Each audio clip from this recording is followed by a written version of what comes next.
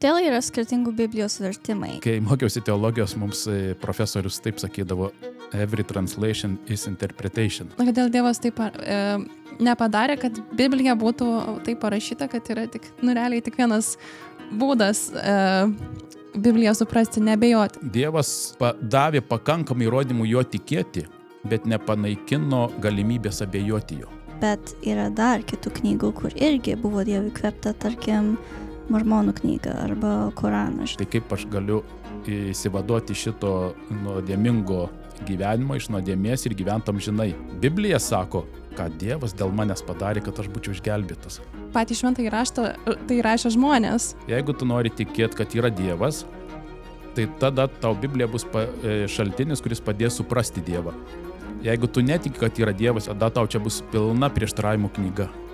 Bet ne visada iš tikrųjų galim pažiūrėti į Senąjį testamentą. Biblija nėra fragmentų rinkinys. Biblija nuo pirmo puslapio, nuo pirmos eilutės iki pat paskutinio puslapio, iki paskutinės eilutės yra viena nedaloma istorija. Kaip galime pasitikėti tada Evangeliją, jeigu net tie evangelistai nesutinka vienas su kitu, kaip buvo iš tikrųjų? Klasėje mokytojas diktuoja diktantą mokiniams. Ir aišku, kiekvienas padaro klaidų.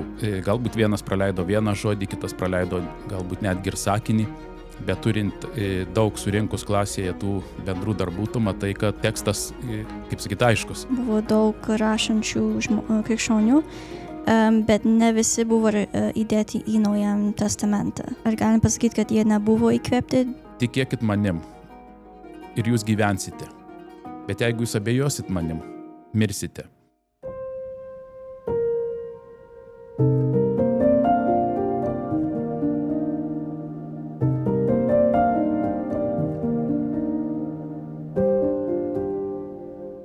Sveiki visi, grįžtame su naujais neatsakytais klausimais. Jeigu žiūrite pirmą kartą, aš esu Simonas, su manimi yra Grace. Sveiki visi. Ir mes siekime žmonėms atsakyti paprastai, trumpai į jiems rūpimus neatsakytus klausimus. Tad jei tokių turit, drąsiai rašykite į komentarus ir galbūt mes galėsime kitose podcastuose juos aptarti. Na ir šį kartą mes pasikalbėsime apie šventąjį raštą, jo autoritetą. Ir su mumis šiandieną yra pastorius Deividas. Sveiki, Deividai. Labas. Kaip jaučiatės? Gerai. Tai puiku.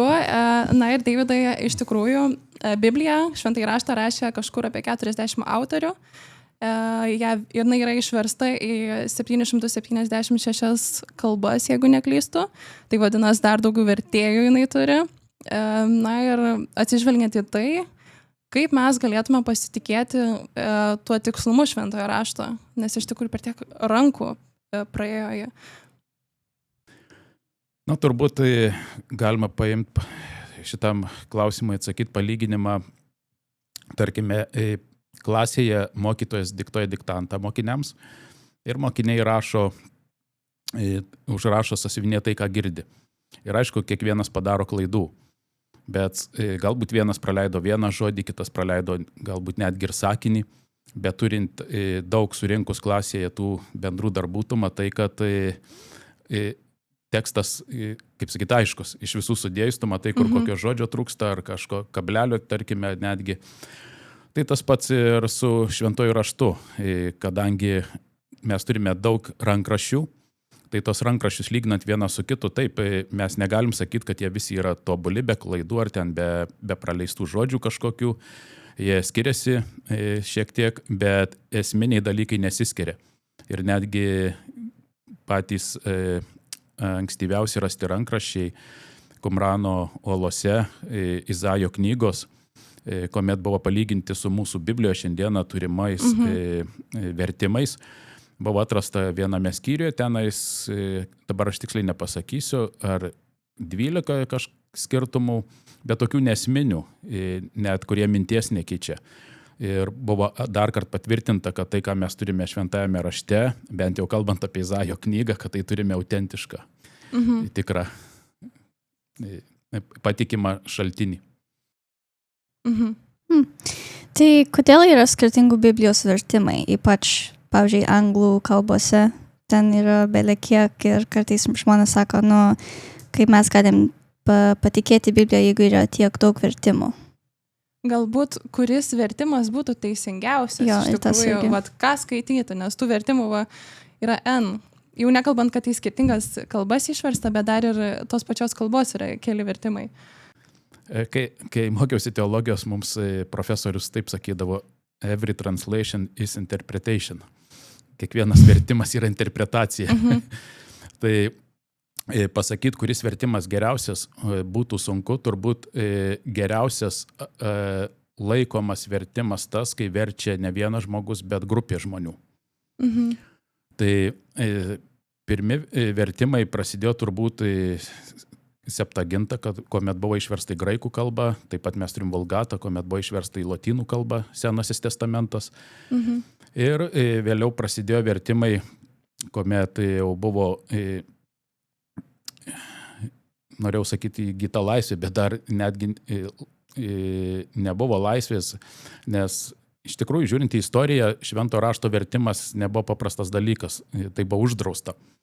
Viskas buvo Romos lotynų kalba dėl dominuojančios denominacijos krikščionybėje ir vertėjai, kurie vertė, naudodavosi kitų vertimais ir, sakykime, tas vertimas kiekvienoj kalboj, jų turime po kelis, tai tik parodo, kad vieną ar kitą tekstą galima išversti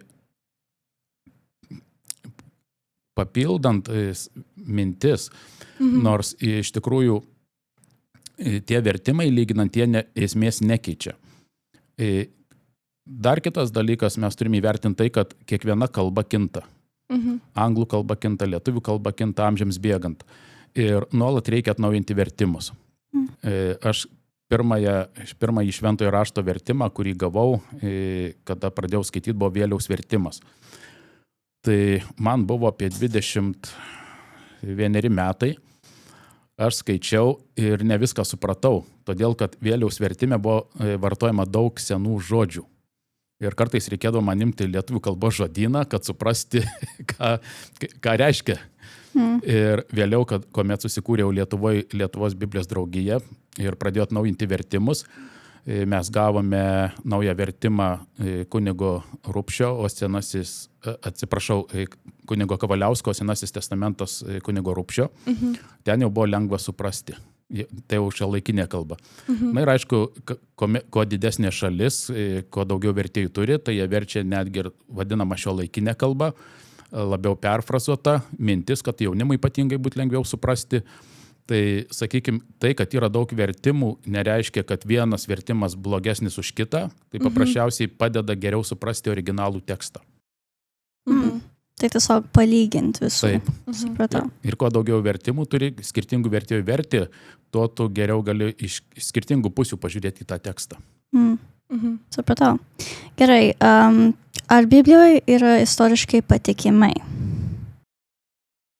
Gali patikslinti klausimą, ką reiškia istoriškai? Istoriškai, tarkim, Nojus laive arba netgi tos izraelietų vargai Egiptuose. Kai kurie žmonės sako, kad čia nebuvo tikri įvykiai. Tiesiog čia mitai istoriškai, dar yra kitų dalykų. Žodžiu, Ne viskas su istorija sueina, ar ne? Jo, kad tai sako, kad nėra pagal istoriją, istoriškai. Kitaip tariant, ar Biblijoje prašyti istoriniai įvykiai yra tikri, ar mes galim pasitikėti tai, ką rašo Biblija apie istoriją? Taip, taip ir taip. Jeigu galit truputį plačiau pasakyti. Taip. Daugelis rašytojų Biblijoje, tarkime, kaip ir Lukas, galbūt aš netgi ir paskaitysiu įdomumo dėliai, ką Lukas rašo. Tai čia vienas tik iš pavyzdžių. Pradėdamas rašyti Evangeliją, jisai tokią įžangą padaro ir sako, daugelis jau yra mėginę išdėstyti raštu pasakojimą apie buvusius pas mus įvykius, kaip mums perdavė nuo pradžios savo akimis mačiusieji ir buvusieji žodžio tarnai. Taip pat ir aš rūpestingai viską nuo pradžios ištyręs, nusprendžiau surašyti tau, garbingasis Teofilis, sutvarkytą pasakojimą, kad įsitikintum tikrumo mokslo, kurio esi išmokytas. Tai šios jo įžangos mes galime atrasti tokių keletą svarbių dalykų, kurie susijęti su šio klausimu. Pirmas tai, kad jisai sako, kad ne aš pirmas bandau aprašyti šitą istorinį įvykį. Kad jisai sako, daugelis jų yra mėginę išdėstyti raštų pasakojimą, tai yra sudėlioti apie Jėzaus gyvenimą, aprašyti jo tos įvykius ir sako, aš esu tik vienas iš jų. Kitas dalykas, ką jis pasako, kad jisai naudojasi liudininkų pateikta informacija, nes jis sako, kaip mums perdavė nuo pradžios akimis mačiusieji ir buvusieji žodžio tarnai. Reiškia, jisai renka istorinius įvykius ir tų, kurie buvo šalia Jėzaus, kurie arčiausiai buvo ir naudojasi liudininkų parodymais. Trečias dalykas, ką mes matome, kad jisai sako, aš rūpestingai viską nuo pradžios ištyriau. Tai reiškia, jisai tikrino, ar tie įvykiai, kurie jam buvo pateikti, atitinka kitų parašytų autorių arba, sakykime, kitose šaltiniuose, ar sutampa. Ar čia vienas pasakoja taip, kitas taip ir neaišku, ko pasitikėti. Bet jisai sako, aš ištyriau ir atradau, kad tai, ką pasakoja man liudininkai, sutampa su kitų, kurie rinko tą pačią medžiagą. Ir galiausiai jisai sako, tuomet aš pateikiau tau Teofilį, mes nelabai žinom, kas tas Teofilis, bet konkretus asmo, kuriam Lukas, tarp kitko Lukas vienintelis nežydas rašytojas Biblijoje, Matas, Morkus ar Jonas jie buvo žydai, o Lukas buvo graikas. Ir jisai Teofiliui sako, aš tau perduodu sutvarkytą pasakojimą. Sutvarkytas greičiausiai turima omeny chronologinė tvarka sudėti įvykiai. Tai mes matome, kad pats autorius rašydamas, jis įžangoje pateikia tokį kaip ir įrodymą, kad tai yra istoriniai faktai, patikrinti ir patikimi. Ir mes randame daug kitų panašių į tokių įžangus laiškose arba, sakykime, pačiam Senam testamente įvykiai prašomi, taip pat pateikiant konkrečias situacijas, konkrečius įvykius. Arba jeigu žiūrint į Luką, dar vienas įdomus dalykas, kad tarkim jisai aprašydamas Jėzaus tarnystės pradžią įvardinant taip. 15 Ciesoriaus Tiberijaus viešpatavimo metais, Poncijui Pilotui valdant Judėją, Erodui esant Galilėjos tetrarchų, jo broliui Pilypui turėjos bei Trachonitidės krašto tetrarchų, Lisanijui Abelenės tetrarchų, prie vyriausių kunigų Anų ir Kajafų. Pasigirdo viešpaties žodis Zacharijos sūnų Jonui dykumoje.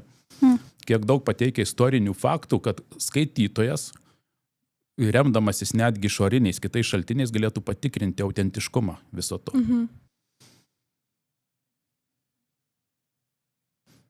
Tai aš sakyčiau, kaip ir sakiau, kad tai Biblija pateikdama istorinius faktus, atsakymas yra taip, mes galim pasitikėti, to labiau, kad dar vienas galbūt įdomus toksai momentas, daug skeptikų yra Biblijos atžvilgių, kad tai, kas parašyta, čia netikros istorijos.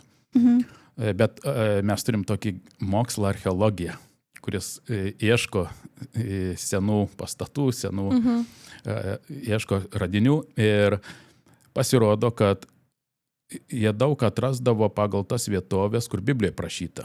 Na, kaip sakyti, pabandykime ieškoti tariamai, kad čia Biblija rašo, pažiūrėsim ar tikrai. Ir po kurio laiko jie jau Bibliją naudojo kaip tam tikrą žemėlapį, kur ieškoti. Kur ieškoti, geras. Nes pasirodo, kad vienoje vietoje pasitvirtino, kitoje vietoje pasitvirtino. Ir... Kaip įdomai. Jau netikrino, ar Biblija yra teisinga, bet pagal Bibliją tikrino, kur yra tas vietas. Kurios vietos reikia ras. Geras. Jo, tai Biblija buvo parašyta daugiau negu 2000 metų ir dar daugiau, jeigu tiksliai pasakiau. Ta dar viskas, kas mes skaitom Biblijoje, yra, kaip sakyti, vis dar tinka šiuolaikinių 21 amžių žmogui. Ar tai aktualu? Jo, ar aktualu? Ja, labai geras klausimas. Iš tikrųjų, jeigu mes žiūrim į Bibliją, mes ją galėtume pavadinti, kad tai yra gyvas Dievo balsas. Gyvo Dievo gyvas balsas. Ir kad taip pat tai yra žinia, kuri perskrodžia visas kartas. Tai yra universali žinia, kuri tinkama kiekvienam žmogui. Ir ji parašyta taip, kad kiekvienoje kartoje žmogus skaitydamas ją gali atrasti savo pamokų, dvasinių pamokų, gali atrasti pažinimą apie pasaulio atsiradimą, apie prasmę gyvenimo. Ir įdomu tai, kad Biblija parašyta tokiu būdu, kad, kaip Jėzus sakė, amžinasis gyvenimas yra pažinti tave ir tavo siųstąjį, pažinti tave Dieve ir tavo siųstąjį sūnų Jėzų. Tai jos pagrindinis tikslas, kodėl jinai aktuali visų kartų žmonėms, yra tame, kad Biblija, jinai atskleidžia mums apreiškimą, paties Dievo apreiškimą apie jį patį. Tai yra, koks jis yra, ką jis mąsto, kaip jisai sprendžia problemas, kaip jis žiūri į šitą pasaulį. Ir ji yra ta šaltinis, kuris padeda įeiti į tos gelbėjančius santykius su Dievu ir pasilikti su juo per visą amžinybę. Tai yra pagrindinis toks tikslas. Tai ji yra nepasenus knyga, todėl kad šiandieną taip pat žmonės, kurie gimsta, yra praradę ryšį su Dievu ir jam reikia jį atrasti. Ir Biblija tai yra pagalba, kaip atrasta ryšį su tuo gyvu Dievu. Mhm. Jūs minėjot, kad tai yra gyvojo Dievo žodis, gyvo Dievo balsas. Taip. Gerai, čia iš tikrųjų taip dažnai Biblija vadinama vietoje šventojo rašto ar Biblijos Dievo žodis. Bet patį šventąjį raštą tai rašė žmonės. Nebuvo taip, kad Dievas ištiesė ranką ir parašė tenais. Tai kodėl mes turime priimti šventąjį raštą kaip Dievo žodį? Yra teologijoje tokie du terminai – apreiškimas ir įkvėpimas. Tai apreiškimas yra tai, ką Dievas nusprendė save apreikšti žmonėms. Na, apreiškimas tai nėra vien tik tai teologinis terminas, turbūt mes ir buityje šitą žodį vartojame, kai tik tai galbūt netiesiogiai apreiškimas sakom, bet tarkim, netgi jeigu mokinys sėdi klasėje ir kažką suprato, tai sakome, o apšvietimas jam atėjo. Arba nušvito akys, arba atsimerkia akys. Tai pats žodis apreiškimas reiškia, kad nuimta uždanga nuo kažkokių paslaptingų dalykų. Tai Biblija nuima uždangą nuo to mūsų akims nematomo pasaulio, nuo vadinamo dvasinio pasaulio. Ir atskleidžia dalykus, kurių mes savo akim paprasta negali matyti. Tai yra apreiškimas. Ir mes apie Dievą žinome tik tiek, kiek jis nori, kad mes apie jį žinotume.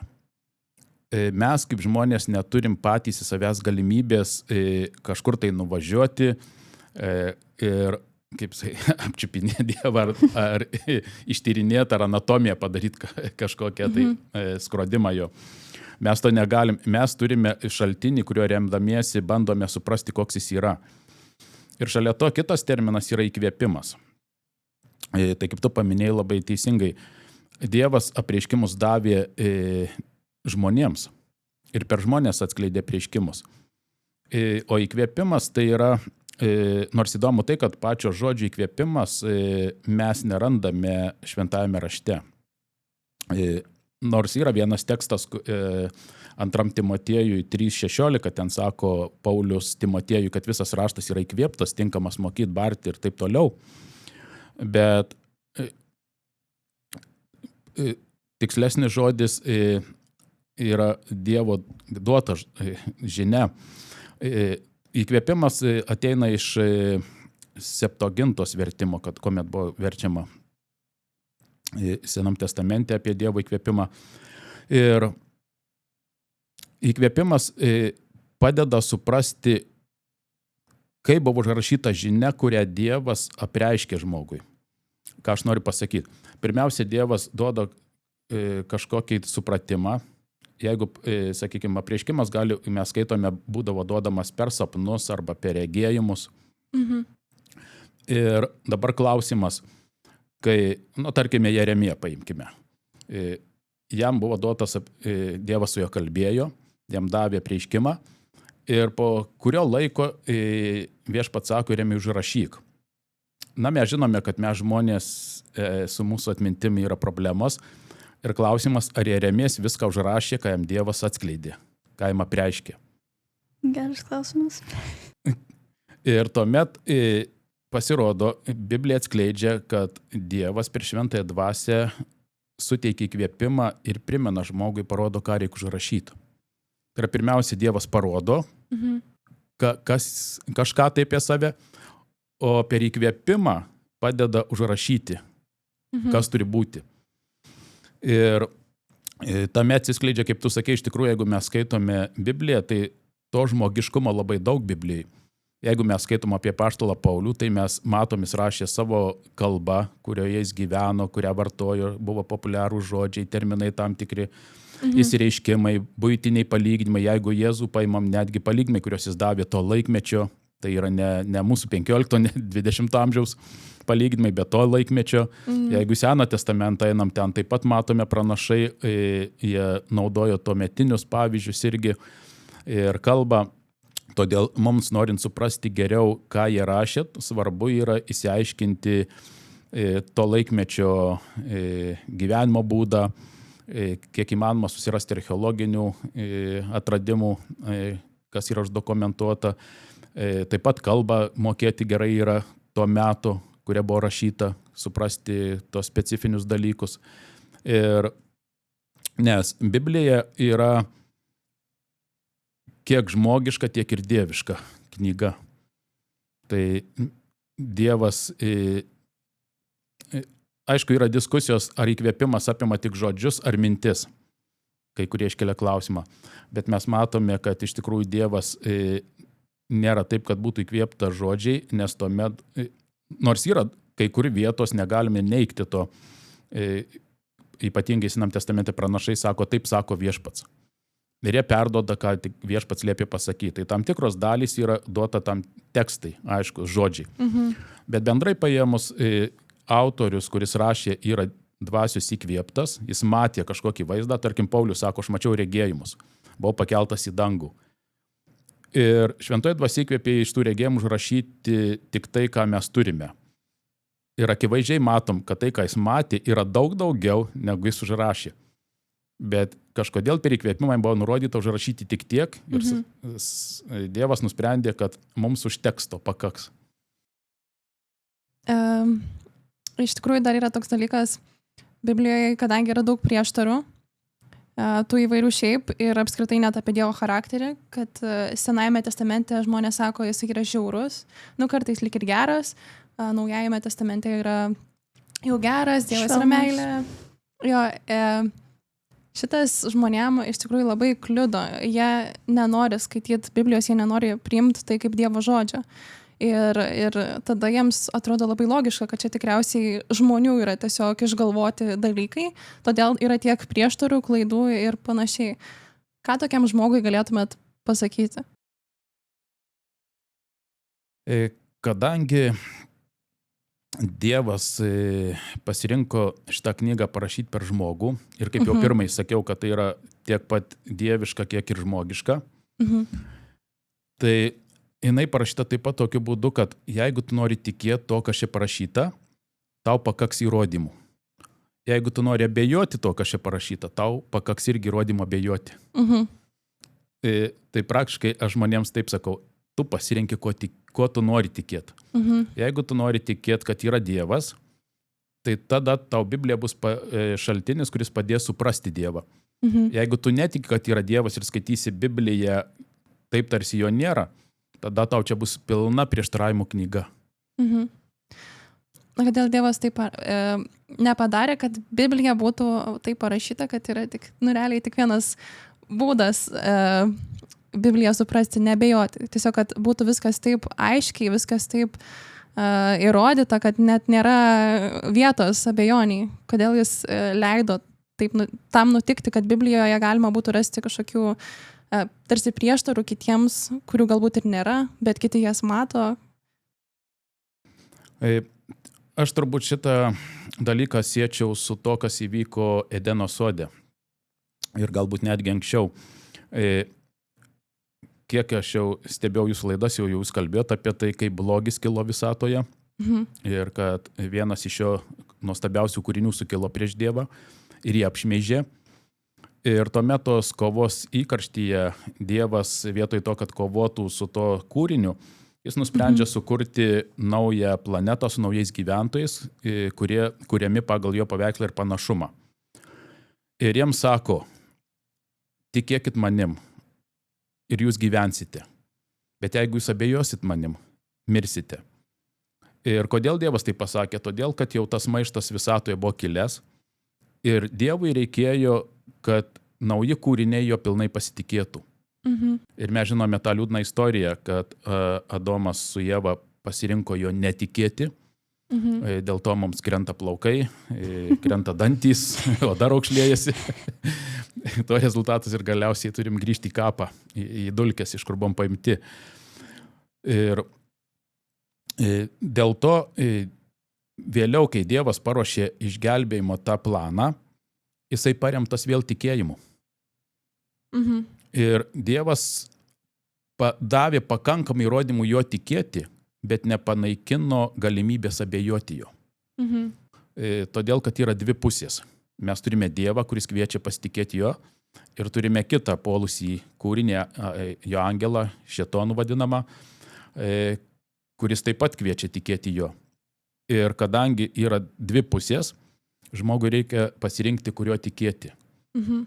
Ir tam, kad panaikinti abejonės, reiškia, Dievas turi sunaikinti šėtoną, sunaikinti abejonių šaltinį. Bet jeigu sunaikina, tada gaunasi, kad jis teisėtai buvo apkaltintas, kad jis yra uzurpatorius, tironas, neduoda laisvės kūriniams, kad turi daryti, ką jis pasakė. Ir kadangi Dievas duoda laisvę, tai laisvė tau ir yra pasirinkti, ko tikėti. Laisvas pasirinkimas. Ja. Vėl atsispindi.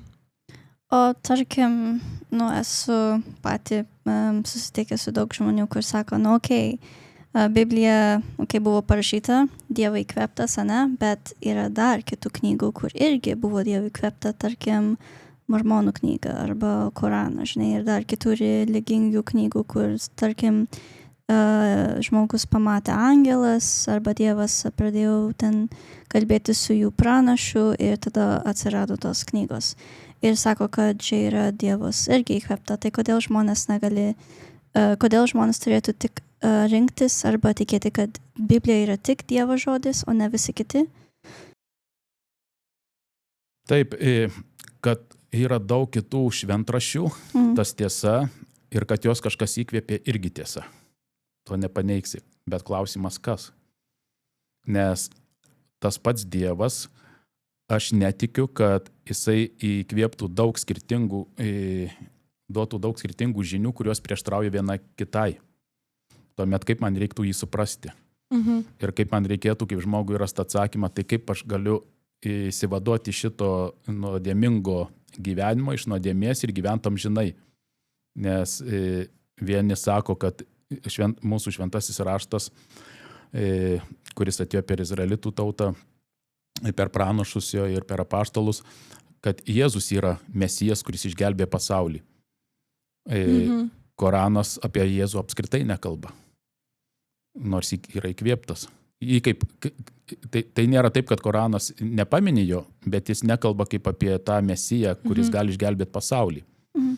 Jeigu imame kitos hinduistų, tarkim, Vedas arba Bhagavad Gitos knygą, šventraštį, kalbama apie Krišną. Bet Krišnai nereikia mirti už žmonių nuodėmės. Ir yra reinkarnacija, kad jeigu tu kažką šitam gyvenime ne taip padarėjai, arba buvai blogas, tai tu atgimsi iš naujo ir po mirties galbūt tu gimsi šuniu, galbūt drugeliu, galbūt gėlyte, medžiu. Ir tu atkentiesi už tai, ką blogai padarėjai ir ratos eina toliau. Tai jeigu aš visus sudedu šalia vieno kito šventraščius, kurio man dabar tikėti. Ir tarkime, kodėl aš apie juos kalbu, todėl kad aš iš tikrųjų, tapdamas krikščionimi, aš domėjausi ir kitais šventraščiais.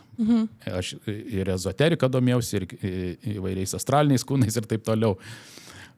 Mano buvo toksai vingiuotas kelias, ieškant to dvasinio tikro kelio. Ir kodėl aš pradėjau pasitikėti Bibliją? Kad Biblija pasirodo pranašystėse rašo apie žmonijos istoriją. Čia galim kaip tik dar grįžti prie to klausimo, kurio buvom. Kad Biblijoje yra pateikti istoriniai įvykiai eiga daugelį 100 metų prieš tam įvykstant. Ir istorija patvirtina, kad taip ir įvyko. Tarkime, Biblija prašo pranašystės, Danieliaus knygoje pranašystėse apie Babilono imperijos iškilimą, apie Medų, Persų, Graikų, Romos ir po Romos po to, kad imperijos, kad suskils Romos imperija į daugelį mažų valstybių, ką mes žinome, iš ko kilo Europą, kad įsigalės nauja religinė jėga, tą mes taip pat matome Europoje viduramžiai tamsieji. Ir Biblija, aš dar pamenu, kai aš turėjau įsitikinti, ar aš galiu pasitikėti Bibliją ir išgirdau visą tai kalbant. Aš pasiėmiau 5 klasės istorijos vadovėlį, šalia pasidėjau, ir kuris dar išleistas sovietų laikais buvo TSRS istorija ir pasaulio istorija. Ir aš buvau nustebęs, kai aš mokiausi, atrodo, man istorija patiko labai. Aš gaudavau gerus pažymius, 5-tukus, 4-tukus iš istorijos. Tais laikais buvo 5 balį sistema. Žiūriu, kad nustebė. Ir man patiko domėtis tais įvykiais visais, bet kai aš jau skaičiau Bibliją, aš atradau tokį dalyką, kad to istorijos vadovėlį net apie Jėzų rašo. Ko aš mokydamasis netkreipiau dėmesį, kad kažkokia buvo prašyta istorinė asmenybė, kažkaip praėjo ir man, bet nuosekliai prašyta tai, kas Evangelijose prašyta, žiūriu, netgi tam sovietiniam vadovėlį istorijos aprašyta. Mane tai nustebino. Ir kai aš pamačiau, kad Biblija, kodėl aš taip pabrėžiu sovietinis istorijos vadovėlis? Todėl, kad šiandien daugelis kalba, kad sovietų laikais istorija buvo perrašyta pagal tai, kaip jiems patogu. Ir tuo labiau, kad mes žinom, sovietmečiu buvo nuteikta prieš religiją, prieš tikėjimą, kad uždarinimą bažnyčios ir kad tai buvo slapčia daugiau, kaip sakyt, tai buvo neviešas dalykas draudžiamas. Bet istorijos vadovėlį mokiniams viskas aprašyta taip kaip Biblijoje. Ir tuomet aš supratau, kad Biblija yra tas iš tikrųjų šaltinis, kuris duoda pakankamai įrodymų tikėti, kad tai yra Dievo įkvėptas šaltinis. Ir to labiau, kad jis kalba apie žmogaus būseną, tą nuodėmingą būseną, ko kiti šventraščiai nekalba. Sakykime, pagrindinis skirtumas Biblijos nuo visų kitų šventraščių.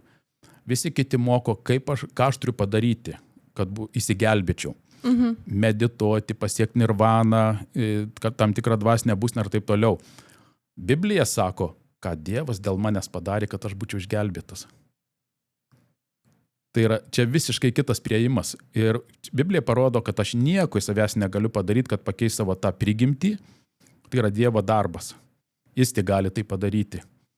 Ir tai yra, kad mes negalim niekaip Biblijos dėti šalia kitų lygiagrečiai šventraščių. Kalbant apie jau ką Kristus padarė, tai daug kas sako, kadangi jau Kristus numirė ant kryžiaus, jisai padarė Senąjį testamentą nebegaliojantį. Girdėjau tai.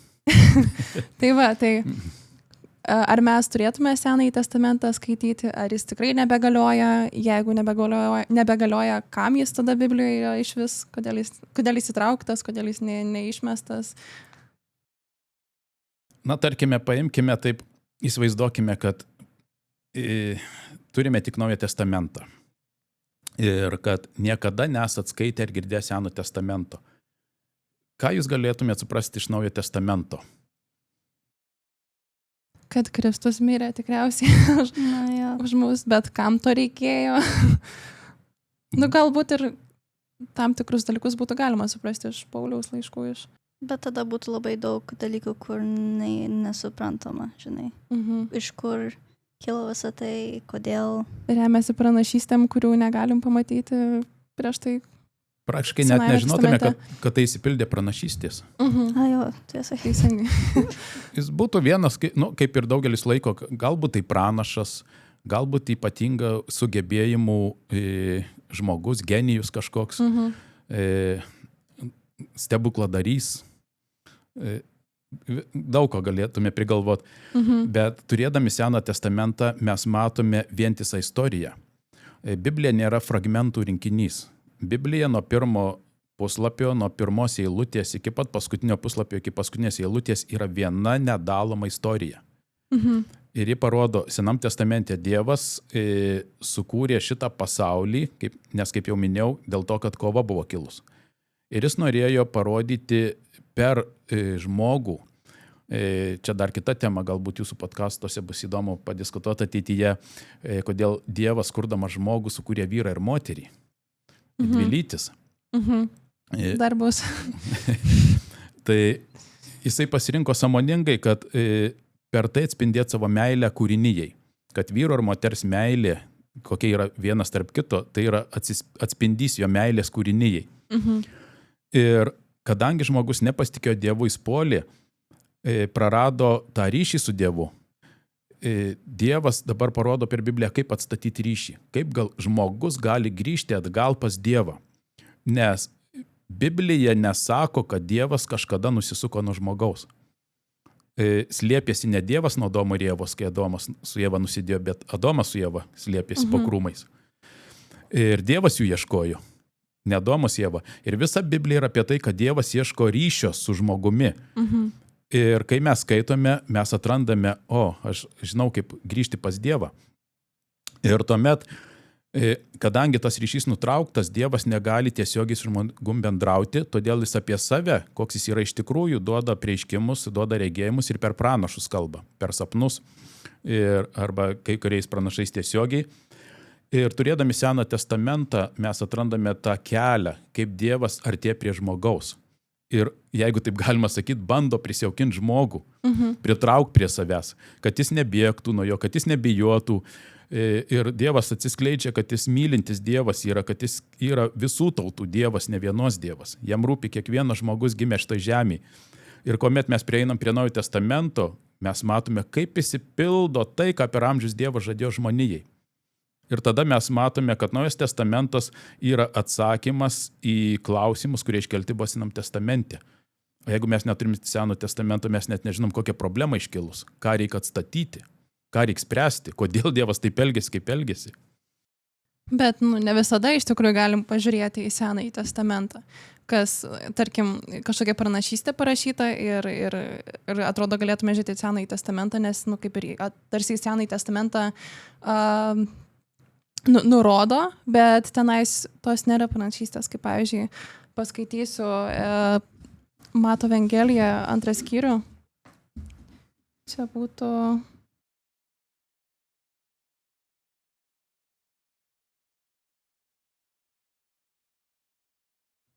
Gal net, per ekraną geriau matysis čia. Erodai mirus, štai viešpaties angelas pasirodo per sapną Juozapui Egipte ir sako: kelkis, imk kūdikį su motina ir keliauk į Izraelio kraštą, nes jau mirė tie, kurie tikojo kūdikio gyvybės.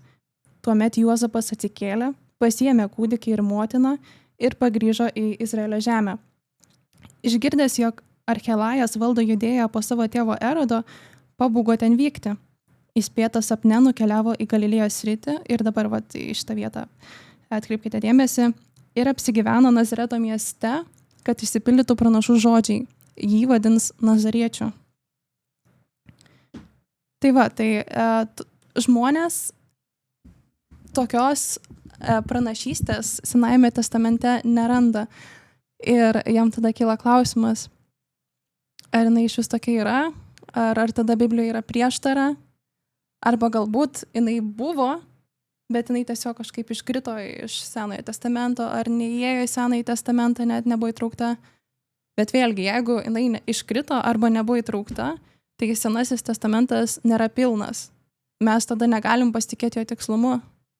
Tai kaip galėtumėt pakomentuoti šitą situaciją? Labai paprastai. Ne tik evangelistai, bet ir apaštalas Paulius ir daug tokių dalykų randami Naujam testamente, kad jie prašydami tam tikrą įvykį ir nurodydami į Senojo testamento pranašystės, jie perfrazuoja jas. Jie paima, tarkim, iš kelių pranašų, paima mintį ir savai žodžiai sudeda. Nazarietis, tai Senam testamente buvo nazyras, kuris pašvęstas Dievui. Jis negalėdavo gerti jokių svaigių gėrimų, negalėdavo kirpti plaukų ir kiti dalykai buvo, ko jis įsiskyrė. Tam laikui, kuriam jis buvo davęs įžadus Dievui. Ir kol tie įžadai tęsiasi, buvo nurodymai, ko jis negali daryti ir ką jis turi daryti. O Jėzus atėjo visą gyvenimą pašvęstas Dievui. Tai pagal prasme jį ir vadina nazyru, tai yra pašvęstas Dievui, nes jis atėjo įgyvendinti Dievo valią. Ir yra kitų, galėčiau aš pats parodyti, kur apaštalas Paulius paima, kalbėdamas apie ką reiškia būti šventais, kaip nesusitepti su šitu pasauliu, paima iš 4-5 pranašų citatas, sudeda į vieną sakinį ir perfrazuojas. Ir gaunasi labai gražus derinys, bet tiesiogiai mes to nerandam. Mes matom, kad mintis yra, mes randame Izaijo pranašo knygoje, ką jisai rašo, mes randame Danieliaus knygoje arba kitur, bet tai yra perfrazuota. O kaip galėtų tada būti susiję su tuo Nazaretu, tuo miestu? Pats miestas yra vieta, kurie grįžo gyventi, kad tai yra istorinės aplinkybės. Jeigu dar būtų galima tą tekstą gražinti. Taip, dėkui. Čia apskritai yra įdomus dalykas, ką parodo. Viešpaties angelas pasirodo per sapną Jozapui Egipte ir sako, kelkysim kūdikį su motina ir keliauk Izraelio kraštą. Ir tai yra netiesioginė nuoroda, kad įsipildo tam tikrą pranašystę, kuomet yra pasakyta per pranašą, kad aš pašaukiau savo sūnų iš Egipto. Ir šito teksto kontekstas yra šiek tiek platesnis. Dar turėtume skaityti ne tik, kai viešpaties angelas pašaukė Jozapą iš Egipto grįžti į Izraelį, bet kaip ir išeit turėjo. Ir visa tai, kas susijęs su Jėzumi, atsispindi, Biblijoje yra vadinama toks terminas provaizdis. Tai Izraelio tauta, kuri buvo pašaukta iš Egipto, kurioje jinai kentėjo daug metų, Dievas pašaukė išeiti ir jie keliavo dėl savo įsispyrimo, neklausydami Dievui 40 metų, nors galėjo per 40 dienų pasiekti pažadėtą žemę. Ir prieš istoriją šito teksto sako, kad Jėzus taip pat į dykumai buvo 40 dienų, kuomet vėliau jisai gimė, negimė, o pasikrikštijo. Ir tai nurodo, kad Jėzus atstovavo Izraelį. Visą tai, ką mes čia skaitome ir toliau, ir prieš tai ir toliau, jis buvo Izraelio tautos atstovas. Ir ko nepadarė Izraelis, jis tai padarė. Įgyvendino, už tai pasakyta, ko per nuodėmingą kūną nepajėgė įgyvendinti, Dievas tą padarė per Jėzų Kristų. Tikrai dabar aišku, kad Senas testamentas buvo reikalingas. Ir yra reikalingas. Teisingai. Tai vat, bet dabar kalbant apie Naujajam testamente, Paulius rašo, aš dabar skaitysiu iš 2 Timotiejų 3:16. Tai vat, kad visas raštas yra Dievas įkvėptas ir naudingas, mokyti barti, taip toliau. Tai vat, tačiau, kai Paulius tai rašo,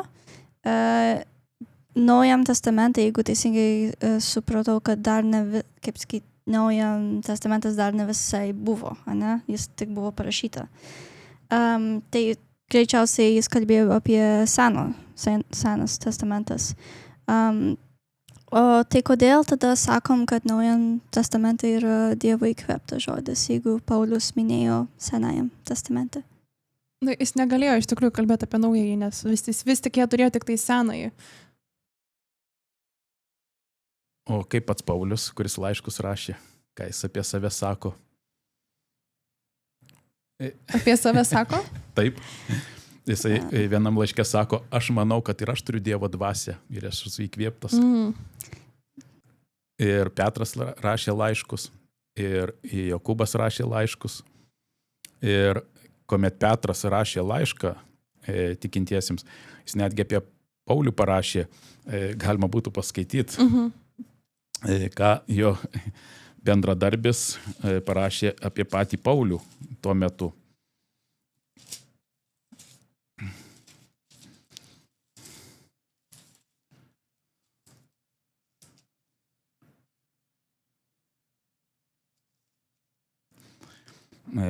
Paskaitysiu iš 2 Petro laiško 3 skyriaus. Gerai. Petras taip sako tikintiesiems: mūsų viešpaties kantrumą laikykite išgelbėjimu, kaip jums yra parašęs ir mūsų mylimasis brolius Paulius pagal jam duotą išmintį. Jau Petras įvardina, kad mano bendradarbis Paulius, kuris yra taip pat apaštalas, taip pat iš Dievo gavo išmintį, parašyta apie šitus dalykus. Ir sako, toliau jis rašo, jis taip kalba apie šitos dalykus visose laiškose. Juose esama sunkiai suprantamų dalykų, kurios nemokšos ir nesubrendėliai iškraipo, aiškindami kaip ir kitus raštus savo pačių pražūčiai. Taigi jie aiškiai patvirtina, kad tuomet, kai jie rašė tiksliau, jie nerašė Naujojo testamento, jie rašė, evangelistai rašė evangelijas, apaštalai rašė laiškus, kad sustiprinti tikinčiuosius, bet jie sako, mes tai darom ne į savęs. Mus dvasia paskatino tai parašyti, mums dvasia priaiškė, parodė, ką turim parašyti ir įkvėpė, kaip parašyti. Ir daug kur mes randame jų pačių raštuose, kad jie patys patvirtina, kad tai yra Dievo dvasios veikiami užrašyta. Ir vėliau tik tai jau 2 amžiuje buvo surinktas Naujas testamentas, pradėta rinkti. Ir buvo sprendžiama, kurias dabar laiškus įtraukti į Naują testamentą, kurias neįtraukti. Ir buvo pasirinkta, kuomet buvo sudarinėjamas Naujas testamentas, kreipiamas dėmesys, ar jos yra įkvėptos Dievo. Ir vadovaujant vėl, aš tikiu šventai dvasiai, buvo surinktas Naujas testamentas, 29 vadinamos knygos, nors tai ne knygos, bet laiškai, sakykime, evangelijos, 27, atsiprašau. 27. Senam testamente 39, naujam 27. Ir vadovaujant šventai dvasiai buvo surinkta, nes mes turime taip pat ir apokrifinės knygas. Jo, kai truputį kalbėsim vietai, truputį vėliau. Gerai. Kurios nebuvo laikomos Dievo įkvėptomis, dėl to jos nėra įtraukiamos į kanoną ir laikomos šalia kanono. Gerai, kad pakomentavo tai, nes jau būčiau paklausius dėl Pauliaus laiškų, nes žmonėm irgi kyla klausimas dėl to Pauliaus laiškų, kad irgi, jisai sako, kad jie mato, kad jis nesakė nieko apie save, kad turi kažkokį Dievo apreiškimą ir kažką turėjo ir užrašė. Ir žmonėm kyla klausimas, kam tos laiškus įdėjo į Bibliją, jeigu tai buvo tiesiog laiškai kažkam, bažnyčiai, ten buvo Filemonui, Timotiejui ir taip toliau. Kodėl tai tarsi doktrinų pagrindas yra padarytas laiškai, kam jie yra Biblijoje? Todėl, kad tose laiškose yra aprašyta daug tokių dalykų, detalių, kurių niekur kitur nerandame. Tarkim, apaštalas Paulius aprašo sceną, kas vyks Jėzaus atėjimo metu. Ir mes niekur kitur neturime. Ir jis aprašo tokią sceną, kad kai Jėzus grįš antrą kartą, kad jis nepasieks šitos žemės, bet kad bus, kurie gyvi tikintieji sulauks Jėzaus, jų kūnai staiga bus pakeisti, o po to mirusieji bus prikelti su naujais kūnais, pasitikti viešpatį danguje. Ir mes turime šitos scenos aprašymą ir tikime to, todėl kad tikime, kad visa, ką Paulius rašė, ką turim laiškos, yra Dievo įkvėpta ir apreikšta. Reikėtų gal taip sakyti, apreikšta ir įkvėpta, užrašyta. O kaip buvo patikrinta, kad Paulius, sakykime, buvo Dievo įkvėptas, jo laiškai buvo lyginami, žinia esant jo laiškose lyginama su evangelijom, su Seno testamento pranašystėm, su kitomis knygomis, su kitais autoriais Biblijoje, Jokūbu, Petru. Ir mes matom, kad nėra jokio prieštaravimo jo teologijoje. Jo mokyme su to, ką Jėzus mokė, su to, ką pranašai mokė. Ir akivaizdu, kad tai yra papildymas to žinios, praplėtimas, apie kurią Jėzus kalbėjo savo mokiniams. Ir tame jų laiškose įsipildo Jėzaus pažadas. Kuomet Jėzus buvo žemėje, jisai pasakė mokiniams, aš dar daugel turėčiau jums pasakyti, bet dabar negaliu, nes jūs nepakeliat, nesuprantat. Ir sako, vietoj savęs aš atsiųsiu kitą godėją, kuris jūs įves į pilną tiesą, į tiesos pilnatvę. Ir tai yra kelias, kaip šventoji dvasia bažnyčia vedė į tiesos kelią, į tą tiesos pilnatvę. Tai yra per apaštalus ir jie gaudavo žinią iš Dievo, o jie transliuodavo apaštalai laiškų formatu. Būtų turėtume televiziją, tai būtų radija, tuomet naudoja šitas priemonės. Bet kadangi buvo tik tai papirusai tuo metu, jie naudoja tai, ką turi. Gerai, o tada, jeigu dar vis kalbame apie Naująjį testamentą, dar vienas yra dalykas, kuris labai kimba žmonėms, labai. Žiūrint į Evangelijas 4 ir į prisikėlimą. Tai, aš kelis pavyzdžius gal pateiksiu, kas rašoma kiekvienoje Evangelijoje yra. Tarkim, Mato Evangelijoje rašoma, kad pirmieji žmonės, kurie atėjo prie kapo, buvo Marija Magdalena ir kažkokia kita Marija. Morkaus Evangelijoje jau rašoma, kad tai buvo ir ta Marija Magdalena, ta kita Marija pasirodo buvo Jokūbo motina ir dar, jei neklystu, Salomė prideda Salomė. Toliau, Lukas irgi sako, kad tai buvo Marija Magdalena, buvo Jokūbo motina, bet vietoj Salomės sako, kokia ten toj surasiu? Joana. Jonas rašo, kad nebuvo ten visų tų kitų, buvo tik tais Magdalena Marija. Tada, norėjai sakyti kažką? Ne, čia tiesiog primena jo, kai mokytojas atsinešė į namų darbai ir buvo Marko, Matas ir Jona, kaip jie kopijavo vienas nuo kito. Tai vienas padarė, tada kiti turėjo kažką pakeisti. Toliau, tada buvo priežastis, kodėl atėjo prie kapo, tai Mato Evangelijoje rašo, kad ėjo aplankyti, Morkaus Evangelijoje ten, man atrodo, su kvepalais, kad ėjo patepti, tada Luko, kad su tepalais jau nešinos ėjo ir Jonas iš vis nerašo priežasties, tada vėl buvo, kad Mato Evangelijoje, kad tenais buvo angelas, jo sutiko angelą, jisai ir atidarė angą, buvo uždaryta, akmuo nenuristas, Morkaus jau akmuo pasirodo nuristas ir čia, man atrodo, jo, išvydo dešinėje sėdinti jaunuolį, čia jau kapo Rusija, Luko Evangelijoje, man atrodo, buvo 2 vyrai spindinčiais drabužiais tenais ir irgi jau buvo nuristas akmuo, o Jono 2 angelai, man atrodo. Tai žodžiu, tokie dalykai. Ir žmonės sako, kodėl yra tokios prieštaros. Kaip galime pasitikėti tada Evangeliją, jeigu net tie evangelistai nesutinka vienas su kitu. Buvo iš tikrųjų. Kai pažiūrėsi, tai ar tai prieš ar papildymas vienas kito. Kaip jau minėjau, Biblija rašyta per žmogaus prizmę, jeigu taip galima įsireikšti. Tai yra Dievas įkvėpia, bet žmogui įkvėpia mintis, palieka pačiam, kaip jas išreikšti. Ir nurodo, ką akcentuoti. Tai galbūt einant prie šito klausimo, kodėl skiriasi prašymas Jėzaus prisikėlimo, reiktų paklausti, kodėl mes turime apskritai 4 evangelijas, kodėl neužteko vienos. Iš tikrųjų geras klausimas. Ir nebūtų buvę sumaišties daugeliui.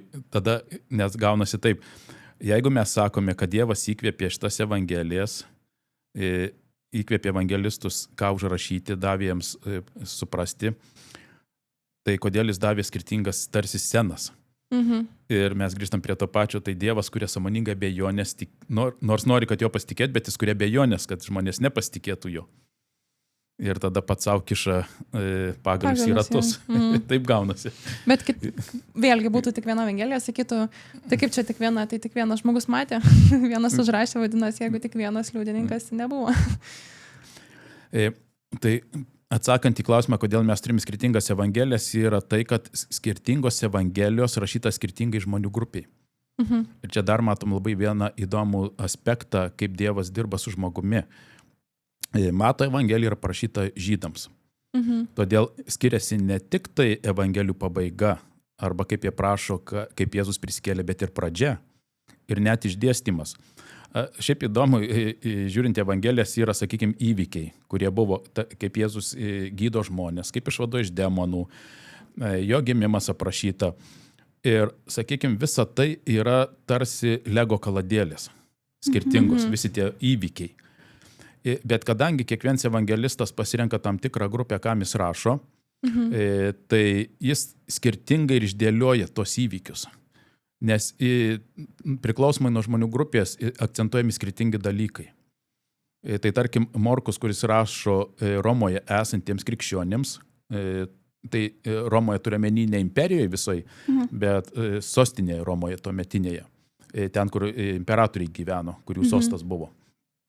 Ir todėl jis Evangeliją pradeda visiškai kitaip negu visi evangelistai. Ir jis pradeda taip, kad tai yra Jėzaus Kristaus Evangelija, Dievo sūnaus. Kodėl? Todėl, kad Romoje imperatorius save laikė Dievo sūnumi. Ir jis turėjo Evangeliją.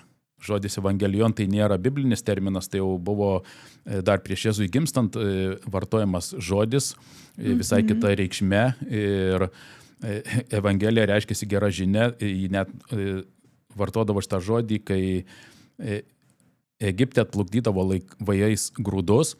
Ir jau, kadangi ten trūkdavo, buvo metas, kada trūko maisto, trūko grūdų ir kai atplaukė laivai su grūdais, žmonės šaukdavo gatvėse evangelijon, geroji žinia. Vėliau Romos imperatorius pavartojo šitą terminą tuomet, kai jis grįžta iš mūšio, laimės mūšį, gatvėje pasitikdami žmonės šaukė evangelijon, gera žinia, jis grįžta kaip nugalėtojas. Ir tuomet tik apaštalai paėmė šitą žodį, pavartojo, kalbant, kad mes ir turime Evangeliją, gerą žinią. Ir ta gera žinia yra tai, kad mes turim tikrą Dievo sūnų, kuris iš tikrųjų atėjo nuo Dievo. Jonas rašo krikščionims, kurie nematė Jėzaus. Tai yra antrai, trečiai kartai, kaip mes sakome, vėliau, kurie gims. Lukas rašo kaip gydytojas iš pagonybės atėjusiems krikščionims. Tai mes matome, skirtingi rašytojai turi skirtingą žmonių grupę. Ir tuomet jie nurodo skirtingus dalykus. Aš dabar nenoriu, tu daug labai įdomi čia dalykų išvardė, čia reiktų atskiros valandos. Galima būtų imti po vieną ir parodyti, kad tai neprieštarauja. Tai papildo įvykius, bet taip pat reikėtų žiūrėti ir į kontekstą, kokiai grupiai rašo ir ką tuo metu akcentuoja. Kodėl aprašant Jėzaus prisikėlimą ir akcentuojami skirtingi dalykai, todėl kad skirtingom žmonių grupėms rūpėjo skirtingi dalykai. Ir jie turi savo tikslą, kodėl, tiksliau ne jie, o šventoji dvasia, kurį įkvėpė juos taip užrašyti, turėjo skirtingą tikslą, ką jinai norėjo pasiekti, parodyti tai žmonių grupiai. Tai, pavyzdžiui, gerai, o kurią Evangeliją skaityti? Kaip, tarkim, mums tada skaityti tik tais Jono? Nes jisai, kaip ir tarsi mums tada, ar ne, parašė. Šiaip į Jono Evangeliją daug kas rekomenduoja pradėti nuo Jono Evangelijos, bet jeigu manęs klausėt, nuo ko pradėti skaityti Bibliją, tai aš pasakyčiau nuo pradžios knygos. Todėl, kad protestantizmo jis išaukštino Bibliją, šventąjį raštą, jo autoritetą iškėlė. Bet ką padarė protestantizmas, kad išmokė žmonės fragmentiškai skaityti Bibliją. Ir tada jie paima, čia paskaičiau truputį, čia. Aišku, naujai pradėjusiam žmogui aš nerekomenduočiau pradėti skaityti kunigų knygos arba skaičių knygos. Ten iškart. Ar pranašyšių būtų sudėtinga, bet sakykime, pirmiausia perskaityti pradžios knygą, o po to Luko Evangeliją arba Jono. Tai yra, kad gautų tokį supratimą, kas atsitiko žemėje, kokia problema iškilo ir kaip Dievas sprendžia problemą. Ir Evangelija yra atsakymas, kaip sprendė tą Evangeliją. Na ir po to jau skaitant toliau, paskaityti Išėjimo knygą, kaip Dievas rūpinasi savo tautą, tuomet laiškus paskaityti, tai yra tokiu eit ne vien seną, ne vien naują, bet seną su nauju kartu, taip tarsi sumuštinį lipdyti. Bet jeigu, sakykime, sakėt, Lukas, gydytojas, taip? Taip. Rašė pagonims. Taip. Tai, sakykime, Luko skaito tik pagonis. Žmonėms, kurie yra pagonys, duodam tik Luko Evangeliją. Jono yra tie nauji krikščionys, tai skaitom, tarkim, tik nauji krikščionys. ir taip toliau. Na, Gali taip supras žmogus, ar mes taip turėtume daryti, ar visas Evangelijas skaityti, bet tada jeigu visas, tai kodėl čia taip atskirai buvo rašyta? Nuo kurios pradėti iš tikrųjų labai daug kur nepakeis. Evangelijos tik skaitant galbūt mums iškils skirtingi klausimai. Kodėl Matas rašė, tarkim, giminystės sąrašas, Jėzaus gimimo sąrašas vienoks, pas Luką kitoks. Bet kada žinai šitus dalykus, kam yra adresuota, tuomet ir supranti, kad Matas nori pabrėžti, žydams buvo svarbu genealogija, pradedant nuo Abromo, nes žydų Abromas buvo dvasinis tėvas ir Mozė yra Abromas. Du istoriniai veikėjai. Pagonims nei tas Mozė rūpėjo, nei tas Abromas. Todėl Lukas rašo, kas pagonims rūpi, apie Dievą, pradedant nuo Adomo ir Ievos genealogiją.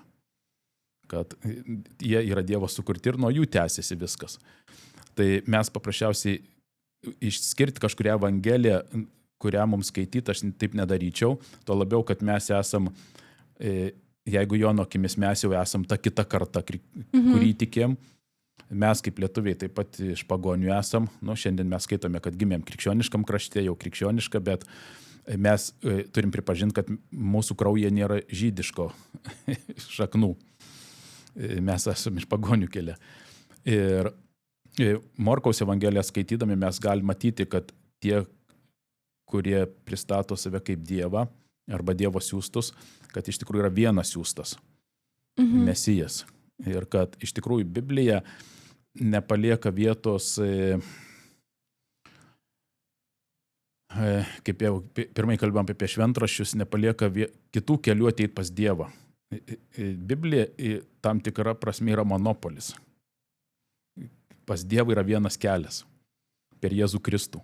Ir jeigu tu bandysi ateiti per kitur, tai Biblijoje sakoma, kad tu metu esi vagis, nes tu neini pro vartus. O Jėzus yra kaip vartai. Įeiti į Dievo namus yra vieninteliai vartai Jėzus Kristus. Jeigu tu bandysi pro langą lipti ar pro sieną įsilaužti, tu reiškia jau nesi pakviestas į tos namus. Tai apie šitą temą mes toliau kalbėsime, tai jeigu žiūrovai dar norėsi paklausyti, tai truputį palaukti, tada girdėsim daugiau apie šitą temą. Bet ačiū, kad minėjai šitą. Tai paskutinis klausimas, jūs turbūt jau atsakėt, bet būna, kad, pirmųjų krikščionių era buvo daug rašančių krikščionių, bet ne visi buvo įdėti į Naujam testamentą. Tai ar galim pasakyti, kad jie nebuvo įkvėpti Dievo, įkvėpta, ar ne? Tai būtent tie, kurie rinko knygas, kurie sudėti į Naują testamentą ar į Seną, tai aišku, čia mes kalbame labiau apie Seną testamentą, kurį rinko patys žydai kanoną, jie neįtraukė apokrifinių knygų. Jos yra naudingos istoriškai. Tarkim, Makabėjų knyga aprašo Makabėjų dinastiją, kuomet helenistinė įtaka Izraelyje buvo, kai graikai užėmė ir netgi šventykloje buvo aukojama kiaulė, kad pasityčioti žydų ant aukuro, kas žydams iš viso yra, kiaulė nei valgoma, nei to labiau į šventyklą gali nešvarų gyvūną nešti. Ir Makabėjų knygoje mes randam tą istorinį aspektą. Tabitos knygoje labai įdomiai mes randame, kaip buvo sudarinėjimo santokos, tarkime, Senam testamente, kokios tradicijos buvo, kaip tai buvo įforminama, kaip mes galime spręsti, kad tai buvo santoka. Ir kitos knygos duoda daug labai įžvalgos, daug supratimo apie tą metą. Bet lyginant su kitom švento rašto knygomis, mes matom, kad yra tam tikrų prieštaravimų. Ir dėl to ne vienas žmogus čia nusprendė, ne du ir ne trys, tai buvo daugelis žmonių, kurie lygino, tyrinėjo ir vis dėlto priėmė, kad tai yra knygos tikinčių žmonių parašytos, atskleidžiančios to meto aplinką, istoriją, gyvenimo būdą, bet laikytis įkvėptomis Dievo negalima. Supratau. O jas skaityti reikėtų ar nereikėtų? Dėl bendro išprusimo aš rekomenduočiau paskaityti, Bet jeigu iš jų darysi doktriną, tai tada turėsi problemų arba su likusia Biblijos dalim, arba su jomis. Nu, tada tikrai prieštaraus, manau. Taip. Gerai, tada ačiū Deividai už pokalbį, ačiū Grace. Ačiū jums. Ir ačiū, kad žiūrėjote. Iki kito karto. Viso. Viso. Ačiū ir jums.